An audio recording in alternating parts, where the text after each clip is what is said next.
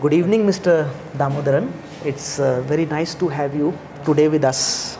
Welcome to welcome to ITS India Forum. Thank you.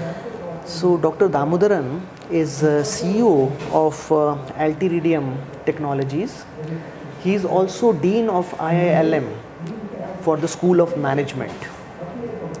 So, sir, for you, what importance does blockchain have in PPP projects for transportation sector?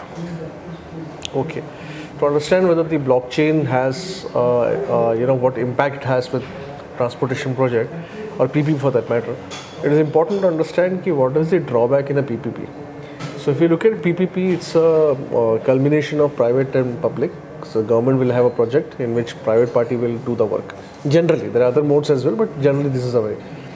There are a lot of contracts in it, a lot of subcontracts, and a lot of negotiations, etc. goes on every time.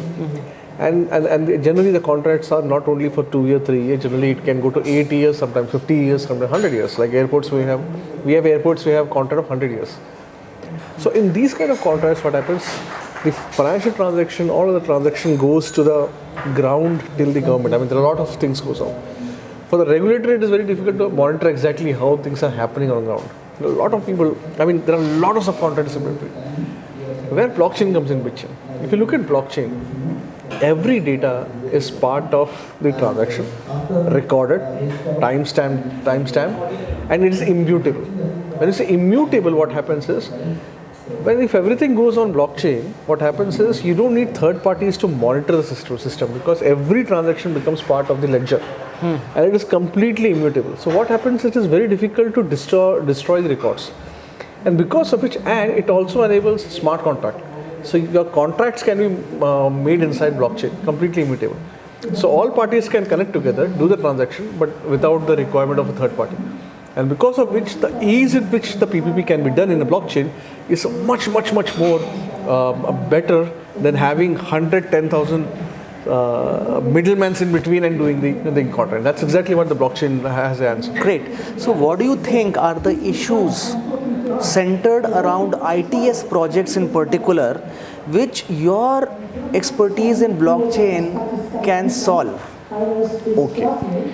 See, first of all, if you look at the ITS projects, for example, mobility projects, transportation projects for that matter, what are the transportation projects if you look at it? So if you look at the PPP projects which are related to transportation, it will be related to railways, aviation or roadways, okay, highways for that matter. All these projects are public utilities. Public utility in the sense, you cannot make all these assets controlled by private.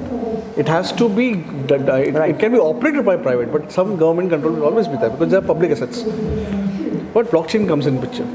It improves transparency because these assets have a lot of transaction going on in it, and public depends on it. So it is important to have transparency. Blockchain by itself brings that transparency. That's the first important thing. So the intent of the government, or any government for that matter, is first to give transparency to the consumer. That happens first. Second, blockchain-based transactions or blockchain-based information transportation within the transportation community is, what happens is it improves the coordination between all the other stakeholders. So everybody has the same information. Third very important point, if you look at the transportation point of view, in transportation PPPs, the complexity of contracts are much higher than compared to a normal contract, because you have not only for example airport. It's not only airport, there are operator on it, then airlines is also there. There are a lot of and retailers also there because you have a shopping complex, right? Then government into which, and all of subcontracts. Blockchain actually makes sure that these complexities of contracts can go out. You can have a single contract subdivided among all these stakeholders, and everything has come on ease. That's exactly what the best part of so it's very transparent, hack free, almost hack free, if not 100% hack free. And more importantly, if you look at a PPP project which is 6-year-old, 7-year-old, it is very difficult to trace the record of what happened in the first year. Correct. So, Because a lot of files, we don't know where it was. so do we have that sort of infrastructure to accommodate for such big data? Because this will go on to pile up as the time goes by, and there will be so many contracts across so many projects. Absolutely. So, do you think there are challenges regarding data storage in current times? So I can give the example of DigiYatra. DigiYatra has also have a partial blockchain verification system as well. I mean, the way you do the Face ID is all based on blockchain. The kind of infrastructure required to do that is thrice or 4 times more than what the PPP may require, because PPP is a single project or 2 projects, 3 projects. DigiYatra is all India, and every person who has an Aadhaar card needs to have the face recognition. If that is possible, then this is not a bigger issue. It's just the consent from everybody to make sure that this is possible. So how it is received, this technology, by government, by all the stakeholders? Are they comfortable with it?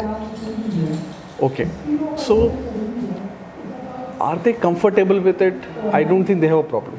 They are not problem with it. Second thing is, there is still a society which feels that blockchain means cryptocurrency, which is 2 different things altogether. So that is also one of the factors. Third very important point is, like AI, blockchain is something which is back end. You don't see anything outside. Right. AI is front end. So to convince somebody an AI product is easy, like a mobile phone, like which mobile So phone? probably you would like to compare blockchain with a database. Exactly. So when you And compare awareness is very important, Exactly. so that people can receive it better. Exactly, because the front end remains same. So the contractor always feels, why should I go replace to blockchain? Everything looks same. Yeah, we already have a database We technology, have a database. and we have a cyber security. Exactly. So Okay. that is the So I believe that you are positioned in a very nice manner as an educator. You are here to educate people about the benefits of blockchain, which hammers into them the benefits and the criticality of implementing this technology. Absolutely, And absolutely. on the other hand, you are also a CEO of a company which implements this technology. Absolutely. So you are both at the theory and awareness end and at the implementation end, and you are heralding India to a bright technological future, I think which solves a goes- lot of problems. Yeah, sure. But I think as a teacher, I think this is what you should be.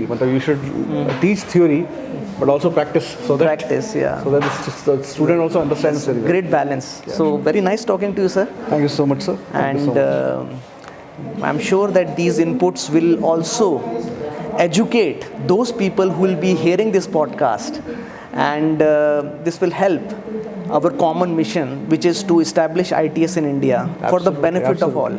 Absolutely. Best of luck to ITS India. Seriously, I really feel the intent is awesome. It's going to be a great future for ITS India. Thank you so Thank you so much. much for having me. Thank you. Thank you. Thank you.